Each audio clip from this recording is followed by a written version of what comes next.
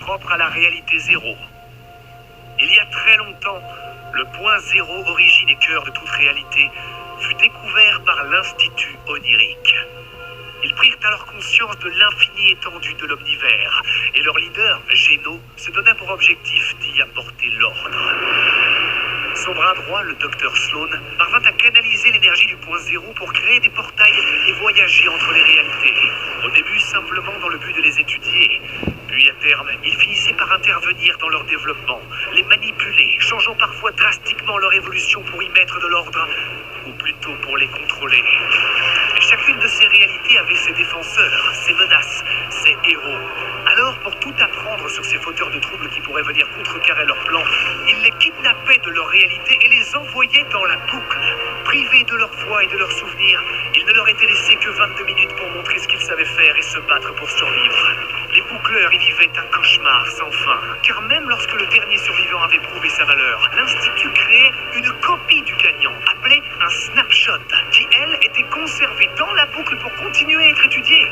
Lio épiait ainsi tous leurs pouvoirs et techniques afin de savoir comment les vaincre, leur permettant de continuer leur petit projet de domination omniverselle.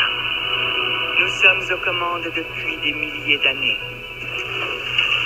L'Institut onirique a connu d'innombrables crises, sans subir le moindre échec. Et voilà comment Fortnite explique son gameplay par son histoire, ce qui est assez rare pour être souligné. Et oui, la boucle est un match du Battle Royale. Les joueurs sont les boucleurs. Les coffres, les armes, les caisses sont fournis par Lio pour les pousser à l'affrontement, etc., etc. Même le concept de snapshot explique pourquoi plusieurs boucleurs peuvent avoir la même apparence. Traduisez niveau gameplay pourquoi plusieurs joueurs peuvent avoir le même skin. On pourrait dire ce qu'on veut sur Epic Games, mais ils mettent vraiment du cœur à élaborer un lore avec des règles et une logique qui, bien qu'extrêmement capillotractée, donne du sens à l'ensemble.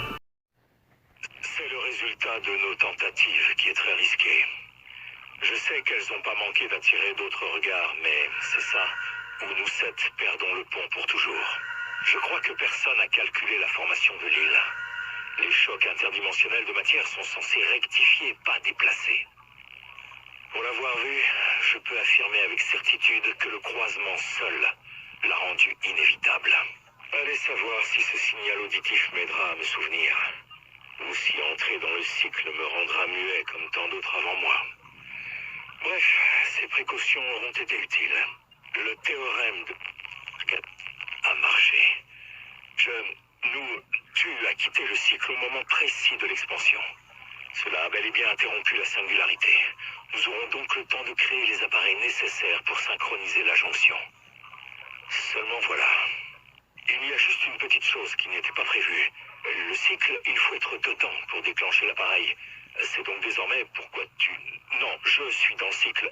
Ça, plus la qualité presque proche du néant de cet enregistrement. Active la balise au moment précis où ce décompte atteint le néant. Nous devons à nouveau contenir le point zéro. S'ils ont raison, alors ce sera la fin.